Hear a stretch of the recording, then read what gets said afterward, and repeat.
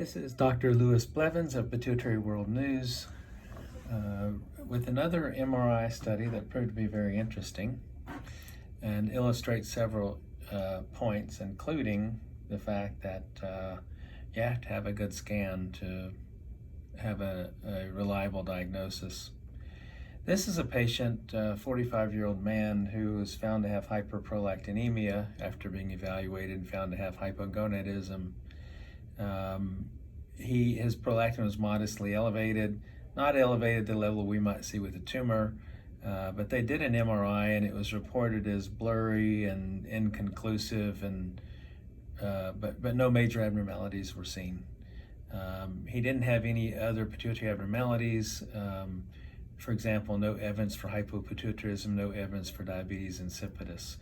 And my first thought was you've got to have a clear picture. So we repeated the MRI just because he had hyperprolactinemia, and I wanted to know what was going on. So this is the study.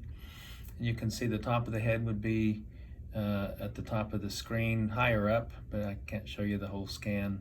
This is the inside of the nose. This is the back of the tongue. This is the brain stem. This is the base of the neck, underneath the skull.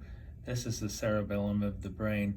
This is the hypothalamic pituitary unit. And you know, behind the nose is a thin layer of bone. Here's the sphenoid sinus with the air pocket. This is the back of the throat with air in it here. This is the uvula that hangs down from the soft palate. And this is the hypothalamus and the pituitary gland. And there are a couple obvious abnormalities when you look at this scan. The first one being that the pituitary stalk here is shoved forward. Normally it comes more straight down to the posterior pituitary gland. The second thing you see is there's something going on with the posterior pituitary. In fact, I think this whole thing that I'm circling is the posterior pituitary that's enlarged and pushed forward. And it's heterogeneous as well. I can almost see a thin line here as if there's a tumor of the posterior pituitary separated from this structure here, which would be the anterior pituitary gland. Here's the pituitary stalk. And then here's a bright signal at the base of the brain, the median eminence, that's not usually supposed to be there. You can see it's there and it's here. It's really just barely visible there. So suddenly this patient has something interesting going on. This looks like something involving the posterior pituitary and the base of the hypothalamus. Most of the time when I see something like this, the patient also has thickening of the pituitary stalk. So here's the coronal views. The first one was a sagittal view. This is a carotid siphon here, these two black holes. This is the pituitary gland itself. Here's the gland, looks okay. A little bit of a twist in the head there, but making the pituitary look asymmetric, but it's all right. Here's the pituitary stalk. And here's this enhancing signal at the base of the brain,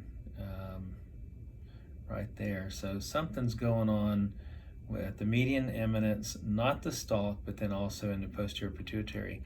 And notice you don't really see a posterior pituitary very well in these coronal sections. We have to go to the sagittal images to see the posterior pituitary better.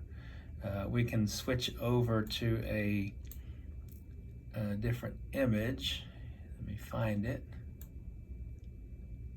All of these scans are different and you have to look around to find what you want often.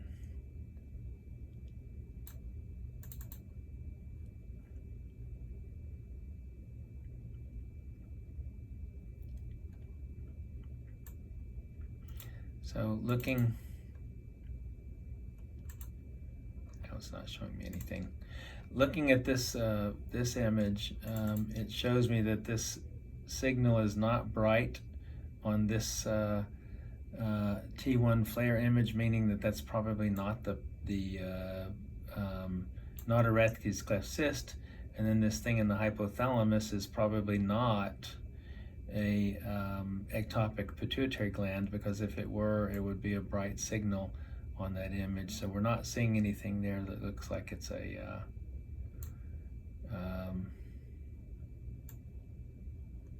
posterior pituitary. And looking at these films,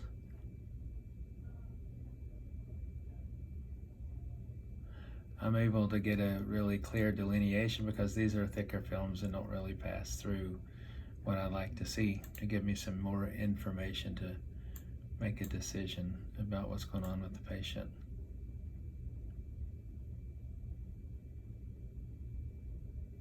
So when I look at these films, I'm thinking that this patient has some condition that affects the posterior pituitary gland and the infundibulum. And there are a number of disorders that can do that. Germinoma is one, lymphocytic hypophysitis is another, but I'm used to seeing a thickened stalk in that setting. Sarcoidosis could be doing this. These could be two separate things. This could be posterior pituitary tumor and a hamartoma of the hypothalamus. It's hard to say exactly, but I talked with Dr. Kunwar about this case, and he said that oftentimes if you biopsy the posterior pituitary, 80% of the time it's the same thing going on in the hypothalamus. So I'm referring this patient to Dr. Kunwar to consider biopsy the posterior pituitary to try to figure out what's going on. Is this an inflammatory condition or a tumor infiltration or something else that we're seeing here? Most certainly the hyperprolactinemia is caused by this lesion in the median eminence that is blocking the flow of dopamine through the pituitary stalk to the anterior pituitary gland. And when you block dopamine, the normal pituitary gland will secrete more prolactin just because it's not being inhibited. So I like this scan because it shows a little bit more about how to read the anatomy with some distortions in anatomy. And it's a very unique case as well as to how the scan can help you try to figure out hyperprolactinemia. Not all hyperprolactinemia is related to pituitary tumor. Sometimes it's a pituitary stalk lesion or a hypothalamic lesion. In this case, I think it may be this lesion of the hypothalamus accounting for the hyperprolactinemia. I'm a bit surprised given these findings that the patient doesn't also have diabetes insipidus, but the patient will certainly need to be followed over time to see if that's going to develop at some point in the future. So once again, this is Dr. Lewis Blevins with another in our series of radiological images to help you, the patient, learn how to read your own films. I hope this has been interesting and informative, and that maybe you've learned a little something from it. Stay tuned. We'll have more in the future. Most importantly, stay well. Have a good day. Bye.